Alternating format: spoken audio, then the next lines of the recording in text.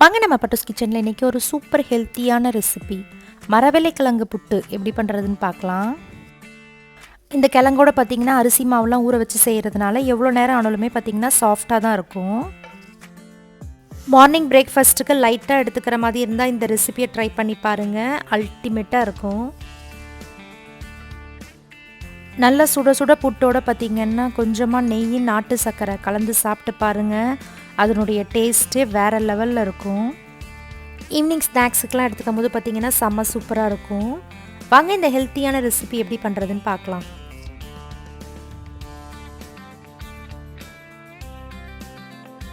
இந்த ரெசிபிக்கு தேவையான எல்லா பொருளும் பார்த்திங்கன்னா ரெடி பண்ணி எடுத்து வச்சுருக்கேன்.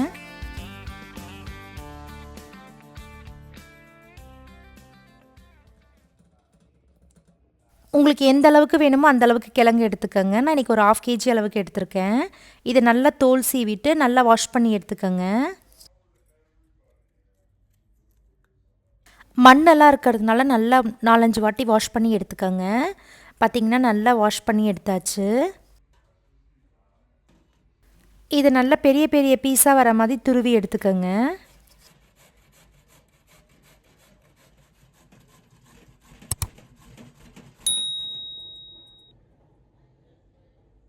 எல்லா கிழங்கையும் பார்த்திங்கன்னா நல்லா துருவி எடுத்தாச்சு.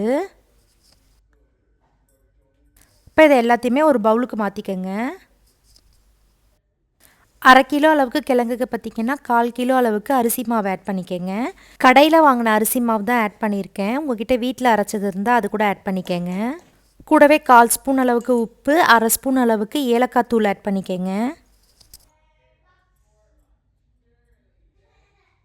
நல்லா கலந்து விட்டுக்கோங்க. கிழங்குல இருக்க ஈரப்பதத்துலேயே பார்த்திங்கன்னா அரிசி மாவு நல்லா ஊறி வரணும்.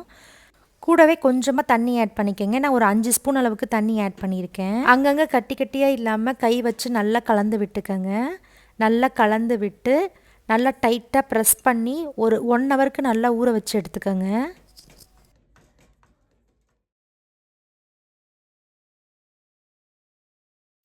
ஒன் ஹவர் கழித்து பார்த்திங்கன்னா நல்ல மாவு கிழங்கு எல்லாம் நல்லா ஊறி வந்திருக்கு. இந்த ஸ்டேஜில் இதை ஒரு வாட்டி நல்லா கலந்து விட்டுக்கோங்க. இப்போ வேக வச்சு எடுத்துக்கலாம். உங்கள்கிட்ட புட்டு குழா இருந்தால் அதில் வேக வச்சு எடுத்துக்கோங்க. நான் இந்த மாதிரி குக்கரில் தண்ணி ஊற்றி வேக வச்சு எடுத்துக்கிறேன். குக்கரில் ஒரு 2 கப் அளவுக்கு தண்ணி ஊற்றிக்கோங்க. விசில் போடாமல் கேஸ்கெட் மட்டும் போட்டு தண்ணி சூடாகி வர அளவுக்கு வச்சு எடுத்துக்கோங்க.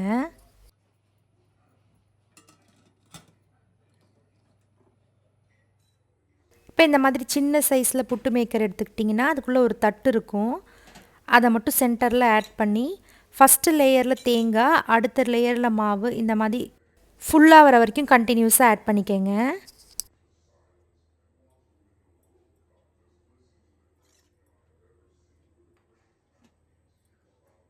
கடைசி லேயரில் தேங்காய் ஆட் பண்ணி ஃபுல்லானவுடனே ப்ரீ ஹீட் பண்ணி வச்சுருக்க குக்கரில் விசில் போடுற இடத்துல ஆட் பண்ணிக்கோங்க. கவர் பண்ணி மீடியம் ஃப்ளேமில் 6 to 7 மினிட்ஸ்க்கு நல்லா வேக வச்சு எடுத்துக்கோங்க.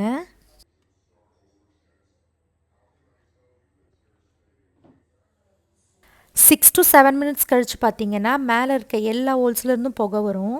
இந்த ஸ்டேஜில் மாவு நல்லா வெந்திருக்குன்னு அர்த்தம். ஸ்டவ் ஆஃப் பண்ணிக்கோங்க. ஸ்டவ் ஆஃப் பண்ணிவிட்டு உடனே ஓப்பன் பண்ணாமல் ஒரு 2 மினிட்ஸ் ரெஸ்ட் டைம் கொடுத்து ஓப்பன் பண்ணுங்கள். 2 மினிட்ஸ் கழித்து பார்த்திங்கன்னா நம்மளுடைய சூப்பர் ஹெல்த்தியான சாஃப்டான மரவள்ளி கிழங்கு புட்டு ரெடி.